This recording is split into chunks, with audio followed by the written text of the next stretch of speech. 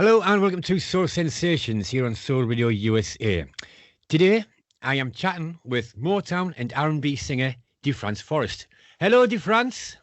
Hello, Steve. How are you? I'm brilliant, mate. I'm absolutely brilliant. Are you keeping safe? Most definitely. I just took my mask off now. It would have been a bit muffly on the old interview if you'd have kept it on. I know. I had my Dodger mask on. No, Dodgers. Yeah. You're a Dodgers fan? Yes, sir. All right, I'm not going to say anything then. I like all the guys, but I live in Los Angeles, so yeah. Somebody bought me a Dodgers mask. I said, "Oh, thank you." Yeah, they should do something like that over here, but I can't see people walking around with Newcastle masks on or Sunderland masks. It'd be scary. Right, we're deviating. Okay, so let's get this thing started. What we're going to do is we're going to go back to the early days. In fact, we'll go that far back. For some listeners that might not know of you or have heard of you, can you tell us a little bit about yourself, where you were born, that sort of thing, your sort of schooling you went through? I was born in Chicago, Illinois, the great city of Chicago, Illinois, and then I moved to South Bend, Indiana, and then I moved to Los Angeles. Yeah. So Chicago I have a lot of good roots there with my dad. Uh-huh. Matter of fact, he took me on stage there at the Regal Theater when I was about 4 or 5 years old. And he took me at the Regal Theater and took me on stage and said, "Hello, everybody. This is my son, Defrantz." I was so little. I remember the crowd screaming and all the lights and the people clapping. And that's how you got the bug. Exactly. And then I ran back to my mom. I was so excited. My mom was backstage waiting for me and my sister, Monique. Yeah, and that's how I got the bug. So tell us about your famous father then, for anybody that doesn't know who it is. Well, his name is Gene Duke of Earl Chandler. He had several hits. One of his biggest hits was the Duke of Earl. And of course, Groovy Situation. And he had a R&B hit called Rainbow. And he released it 3 times. He's the only artist I know that released the same song by the same artist 3 times, and it was a hit each time. That's amazing, that like. And he did release one more, but I don't know if it got anywhere in the US, but Get Down. Get down, baby boy, baby, get down. Oh, yeah. That was a massive hit in the UK, and it still comes to today. It's a big hit with me, too. I had the flu one time, and I was watching a program called Soul Train, where I was in the bed, resting, and the program came on Bounce TV, and I said, "Wait a minute, that guy looks like my dad." And I'm used to my dad really smooth, slow songs, mid-tempo, but all of a sudden, boom, boom, boom, boom, boom, boom, boom, boom, boom, boom, boom, right? Yeah. And then all of a sudden, my dad started dancing. Oh my gosh, Steve, I was not sick anymore. It was so, it was so good for my spirit that I got out the bed. I didn't feel sick anymore. I got excited. I called my dad, said, "Dad, I just saw you on Soul Train. I didn't know you could get down like that." He said, "Well, the song said get down, so I had to get down." It's an absolute brilliant song. We were talking the other night. Is that getting redone again? Is it? Or it's been on my plate for a while, and he said he told me he said that the original version was a slower version, and I said, maybe I should come out with a slower version. What I'll do is I'll record it at the tempo that it is, and I'll record it at a slower version, a slower groove, and then we'll pick which one is better. Or maybe I should do both, and then let the DJs, let you choose which one you like the best, That's it. Well, that's what how the tracks nowadays. They have like a fast version, radio edit version, and then they have a dub edit, or so they have fast versions and slow versions, remixes. Yeah. Okay. Yeah, you should I'll do do both of them. Yeah, because I really love the song, and I really I know it made me feel really good when I saw him on Soul Train singing it and dancing like that. Yeah. It was a bit of a show. Would have been a bit of a shock, was it? Yeah. It was a good shock, though. It was a good shock. Right. Apart from your dad influencing you for music, who else influenced you as you were growing up? Oh, let's see. Marvin Gaye, Stevie Wonder. My stepdad, Freddie Lee Davis, he used to do a lot of runs, and he called them curls. And I said, how you do that? He said, well, you got to practice. So there you go. What did he tell me that for? I'm in the classroom, in the back of the classroom, humming. And teacher like, who's that humming? Who was? And I stopped. And I looked that way. And I pointed my finger that way. But when he said practice, I would practice all the time. And then my dad, as you know, he has perfect. If you ever listen to his songs, he has perfect pitch. Yeah. So with those things together and listen to the Motown songs, all the Spinners, the originals, Stevie Wonder, the Temptations, all those guys, they really influenced the way my sound. And I thank God that eventually I got a chance to record for Motown by way of a producer named Dennis Nelson, a guy named Jimmy McLean, my cousin. He introduced me to Dennis Nelson, and Dennis Nelson was working with Otis Williams, and they were working on my solo project. But then all of a sudden, he started working with Otis on a group called For Lovers Only, and they needed another singer. And Dennis said, "Well, we can go back to your solo project. Why don't we go sing with the group?" I said, "Well, I have to hear what they sound like." And so he played the record. I said, "Wow, these guys can sing." I said, "I'm in," and we ended up singing on Soul Train with Prince. It was us and Prince on Soul Train. That's when I got a chance to meet Don Cornelius. Yeah. And it was a beautiful blessing to be able to be in the studio recording with Otis Williams and Melvin Franklin, the baddest bass singer ever. Yeah. And I really learned a lot from him. Ollie Wilson was with him at the time. Theo Peoples. I learned a lot from them about the road, on how to sing. And one time they said, well, we need to see how it runs on the road. So they invited us to Vegas, and they were playing there. And little did I know that Shelley Berger, their manager, and Eddie LeBert and Michael Jackson's dad, Joe Jackson, was in the audience. And they said, well, we do this bit where we do the My Girl, and we want you guys to come out and sing My Girl with us. Well, they gave me that mic. I threw the mic up, because I had watched them do the song a lot. I threw the mic up, took it between my legs, and then I hit My Girl. And then I passed it to Michael, which is in our group, and then also to Terry Weeks, who sings with the Temptations now. And we all had fun and did a great job. And then Joe Jackson came backstage, Eddie LeVert, and they all gave us a lot of compliments and a lot of encouragement in how they liked our performance, which that really boosted our ego and made us say, hey, well, we got to keep it going this way. Yeah. The same way we did it on the stage that time. And don't be afraid, is go out there and make the people smile. Yeah, you actually headed on to the next question I was going to say. My next question was going to be how and when did you start singing? So I think you've answered that quite fully.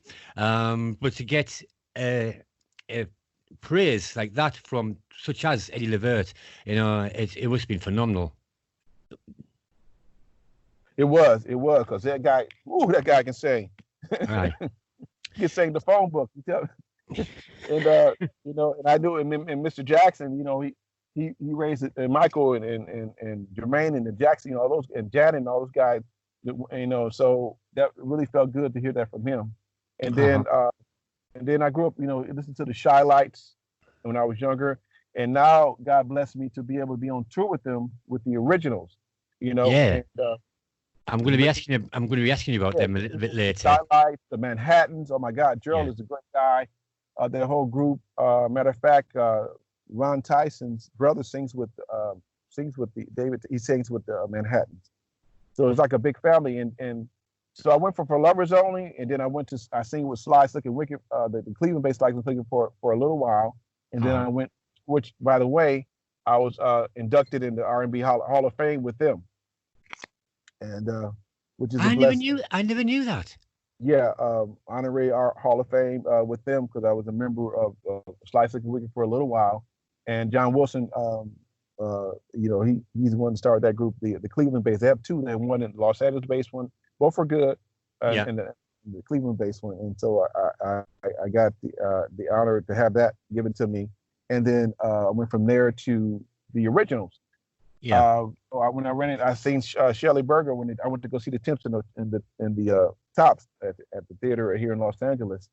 the amphitheater, and then Theo said, "I'm proud of you." I said, he said, because you with the original, you didn't give up, you kept going. And then he said, "Shelly, you know what happened?" He said, "Yeah, he's with the original." He said, "Yeah, that's what we do. We rotate them. We rotate them." You made us laugh. So, which is great. And I carry that same spirit because when I was little, my mom used to take me to church, and then I would get up there and sing. Yeah. And I learned how your singing helps people smile, helps heal people, and that made me feel good. Yeah. So, oh yeah. So, do you write your own music, or you just do other people's? I do. I wrote a song on the For Lovers Only album. That was my first professional recording that I've written. And matter of fact, I just got a small check from BMI for that record. Thank God. And yeah, I write. I'm really good with melodies. So if you put a track in front of me, I come up with a melody pretty quickly. Yeah. And then I start writing the lyrics. Yeah, I do write. That's good. That's good, because like some artists that I know, they don't do no writing, and I think if you know how to write a song, you know how to put it across with a bit more feeling. Is that correct? Yeah. Exactly. Yeah.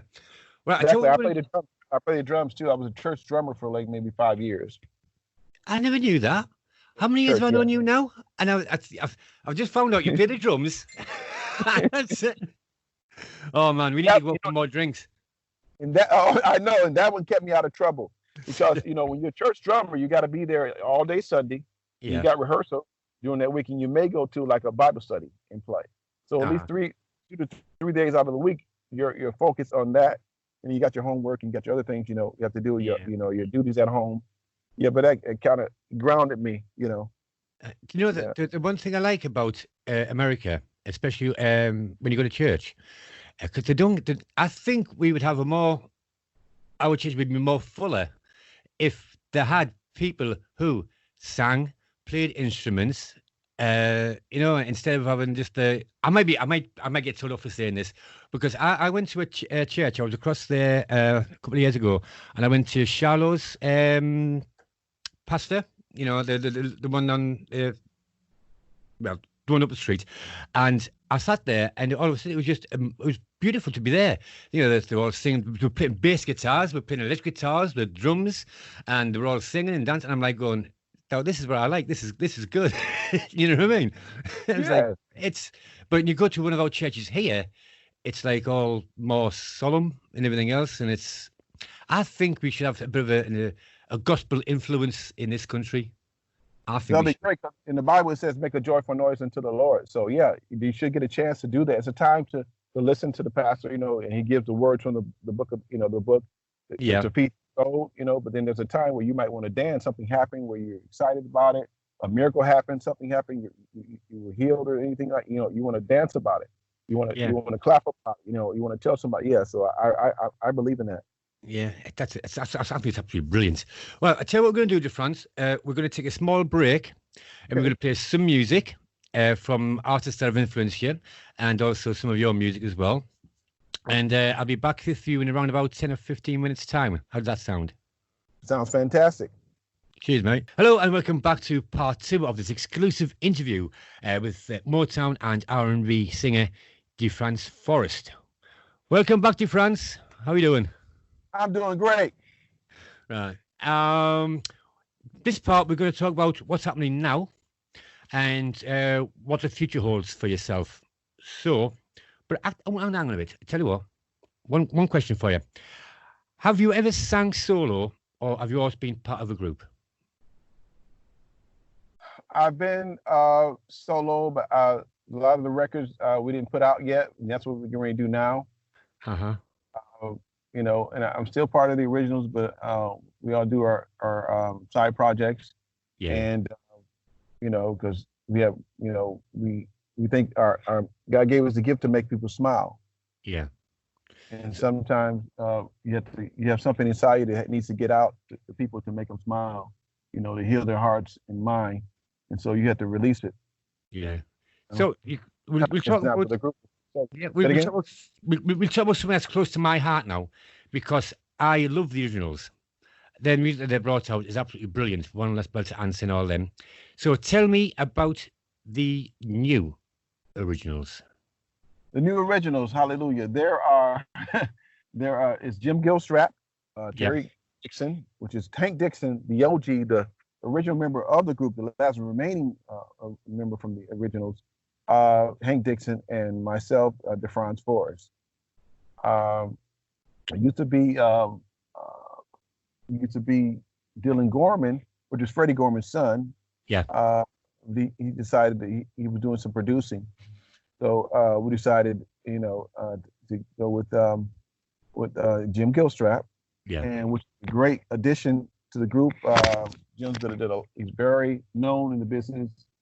He's been on a lot of projects. A great guy, he knows this business.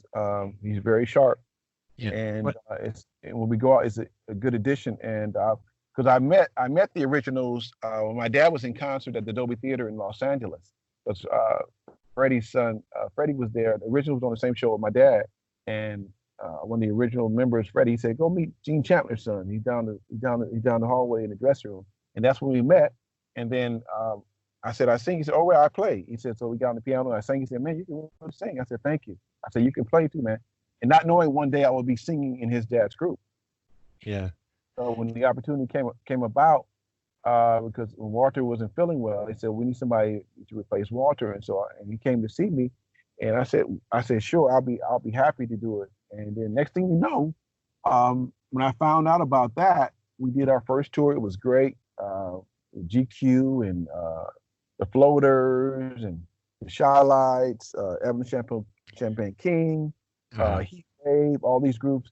And then I said, and then I noticed that sometimes my dad would be on the show, but he'd be in a different city. And so we were eating backstage one day, because they feed us after we do sound check, we go eat before the show. And I was sitting with the promoter. I said, "You know what? I want to ask you a question. Can you do me a big favor?" I said, "Is there any chance you can put me and my dad on the same show?" And his dad was sitting there. He said, "You know what? That's a good idea. Let me see what I can do." So the following year, we got the itinerary, and guess what? Me and my dad he had booked us for 3 shows together. I was so excited. Oh my gosh! And so. We did a show. I think it was in Fresno. The band was perfect. I hit all my high notes, my signature high notes. The Tim Freeze on the show, they sing high. They said, "Man, was that you sing?" He said, "Man, you told that." I said, "Thank you." I came off the stage and I began to weep, but it's tears of joy, because I was so excited, because I know my dad was coming to close the show, and I always want that to happen. And it finally, I met the guys in the group. He said, "Man, what's going on? Somebody did something?" I said, "No, man, I'm excited. I'm happy." And he said, "Give me a hug." I said, "My dad's coming up next, and I'm so excited."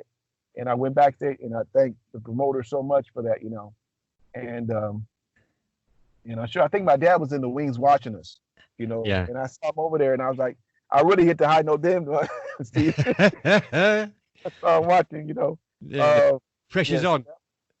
Yeah, the pressure's on, right? Exactly. Don't do it now. Exactly. So I got to tell you that story. Yeah. That's a beautiful story. Thank you. So actually, I knew about this a few years ago now, wasn't it? Because we all met up at the UBN network. Right. Legends in Music. And Exactly. I interviewed Jim Gilstrap. I didn't get a chance to interview you then, did I? Because that's why we missed out on it, because we had too many interviews. And we were talking in the green room about the originals. That's when Jim brought it up, and then yourself brought it up. And I think, who was there? Orrin Waters was always. Yeah, Orrin Waters. Oh man, he can sing. Yeah, Orrin Waters was there. Orrin Waters was there. That was a good day. I was knackered that day. Sidney Colston just didn't out. He was just flying about, getting photographs taken, and I grafted in that studio for 8 hours. Wow.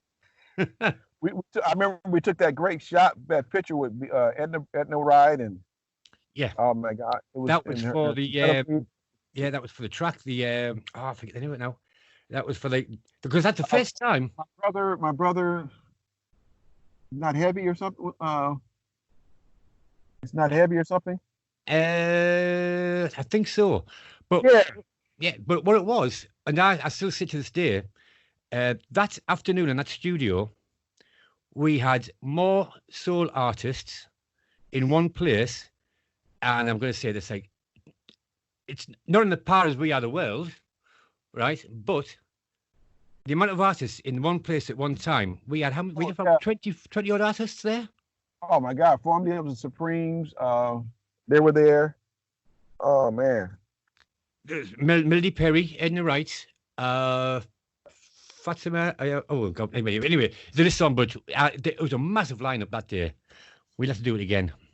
Right, Defrantz. Now, today you have a song on release. Would you like to tell our listeners what it's called, and also tell us a little bit about the group that you are featured with? Oh, fantastic. Yeah, it's the artist its name is Vanguard the Black Light, aka Marcus Blanchard, but it's the song is called The Rules. You know, right now we need to follow the rules. What's going on in the country, all over the world? Yeah, we need to follow the rules, and it talks about that, and how God is on our side. You know, so no matter what's going on, He's on our side. You know, but He do want us to follow the rules the best we can. And I said we're perfect. You know, none of us are perfect. You know, we follow the rules as best we can, and that way we can live longer. You know, and be healthy. You know. And the song is called The Rules. It's got I'm doing all the vocals, and Marcus and Vanguard the Black Light is rapping on it, and it's kind of a R&B jazz. It's like you describe it, Steve. You describe it better than I do. Yeah, I suppose it's got a role of everything. It's like it's got the jab, the skiffle, the rap. It's got everything. It's with you on it, but I'm going to be playing that because I didn't play it during the break because I'm going to be playing it directly after the interview's finished with, so the audience, the listeners can have a good listen to it. But I myself personally, I think it's brilliant. But is that an original pressing? Is that an original record, or is that did Vanguard write it, or where did it come about? Where did the roots of that track come from? Actually, Vanguard wrote it, and I sang it, and of course the scatting, that came from God, I guess, because you know, scatting, you hear the notes and you hit them, and he wrote it, and I think it's a brilliant song, like you said, and I think it's going to help a lot of people. Yes, it is, and that is due for release on May the 1st. Is that correct? Yes, on May the 1st. It will be available on all platforms. So that's one for the all to get out there and download and buy. The Rules, Vanguard featuring Defrantz Forrest. It's going to be an absolutely brilliant track to own in your collection. Now, right, we've had and I'd like to thank you for playing it also, Steve. Oh man, it's anytime, mate, anytime. As soon as I found out, like, well, how long have I had that track now? For about 2 or 3 weeks now, haven't I? This is what I'm here for, you know. It's a brilliant track. When you sent it across to us, I thought, yeah, let's do it. You know what I mean? Anything like that, I'll promote any track that you bring across me to France. Honestly, any of the associations, just give it to me, and I'll put it out there and promote it because I know it's all good. So, music's good stuff. You know what I mean? Thank you so much. Next one. Well, we know we've got your new track out. But what does the future hold for you? Now, I know we're all in lockdown. We've got all problems with this in the social distancing. But some of the guys I know, some of the things I know are writing books. Some are going on tour when they can and are allowed out. What are you going to be doing? What have you got lined up, or if anything? I'm going to be continue writing. I want to get in the studio. I want to take a stab at some of my dad's hits that I mentioned earlier. I want to do some songs. You know, I want to record something with the originals and the Supremes. A song, matter of fact, that you've been telling us about for quite a while now. about 5 years. You know, I want to record that song, especially for you. Yeah. Well, actually, after. How can I put this? Because I know this is going to go out on air. After what was said the other night, wheels are in motion. They are in motion, I do believe. Yeah, that was so funny. That, Yeah, but I'm not gonna... Yeah, but that's you know, but I want to. that track is brilliant. And then I have some I have some gifted sons. I want to take them in the studio and see what they have. Yeah, Uh, and yeah, I want to continue to do good things, you know, yeah, and bring it to the people to make you smile, yeah, you know, and continue to do my birthday songs that I do for everybody, you know. yeah. Somebody did that for me, and I remember how it made me feel. And so I said, I want to make other people feel that way. So that's when I started singing Happy Birthday to a lot of people. Have you got them all Yeah. still? Have you saved them all? Did I do what? Have you still got them all? Have you recorded over them?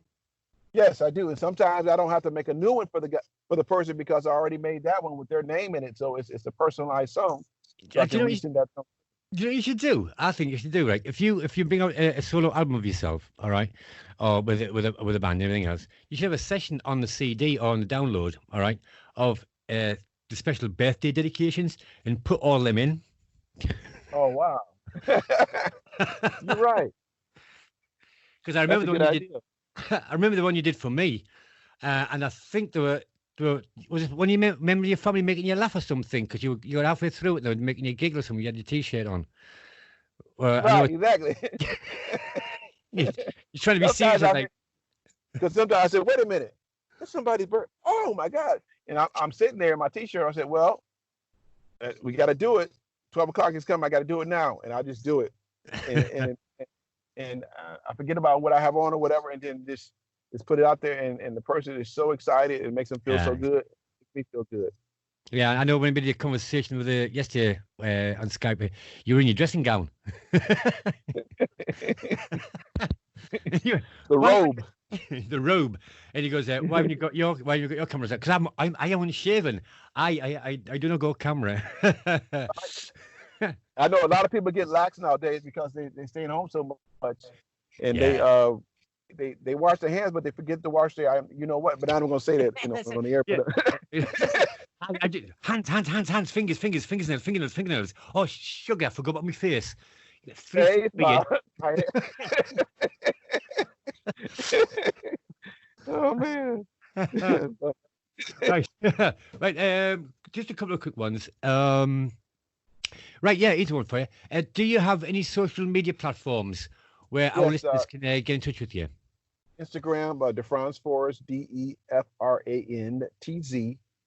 FORREST.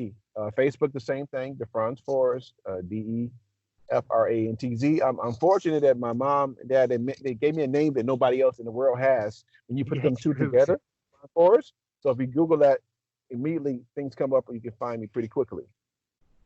Yeah, that's really good. Because I kept spelling your name wrong when I first met you. Well, actually, prior to meeting you, I'd been told about you.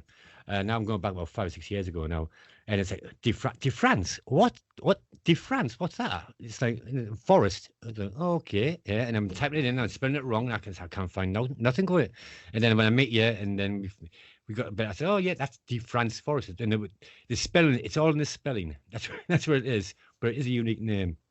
You know, I was named after my uncle Larkin Defrantz Thorne, who was hit by a train and lived miraculously. So I've seen miracles a lot in my life. You know, and he was hit by a train and lived. And the doctor said because of his strength and because of God, he made it. And so I was named after him. And so I'm used to seeing miracles. You know, just recently, one of my friends' wife was in the hospital for the corona, and they didn't think she was going to make it. But he stood out. He came out in the parking lot and prayed for the whole entire floor, and miraculously, she came, started doing better and better and better. And then, matter of fact, they had her on the news several times here in Los Angeles, telling their story about how they thought that she wasn't going to make it, but the guy said no, she's going to make it, and then she made it. So I'm used to miracles. Matter of fact, I'm in a movie called The Miracle of Tony Davis, which is not out yet, which is about her husband, who died for 30 minutes and got to go to heaven and came back with no brain damage. And so I believe in miracles, and I believe if you keep your faith and do what you love and love other people and follow the rules, and you'll be okay. That's true. Oh, yeah, it's true. Well, finally, is there anything you'd like to add or is there any shout outs or thank yous you'd like to express to anybody? I'd like to say thank you to my dad. Thank you to Alan Beck. I'd like to thank Marshall Thompson from the Shylights, Pacific Concert Group.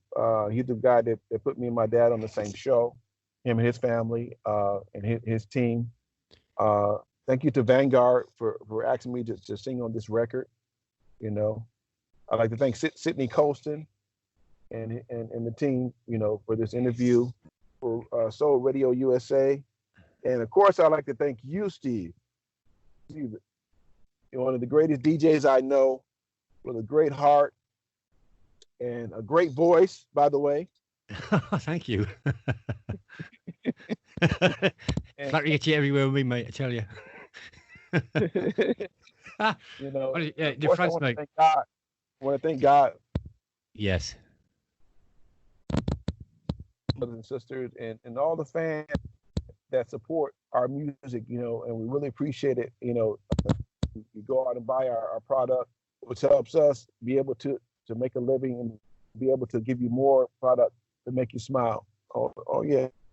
And all the people I work with on the road, Gerald Austin in Manhattan. So I'd like to thank Dorian Edwards, my publicist, and just so many, and so all the groups that I've been on tour with. Because a lot of times I go on tour, I'm younger than a lot of the guys, but I learn a lot from each group that I've listened to over the years.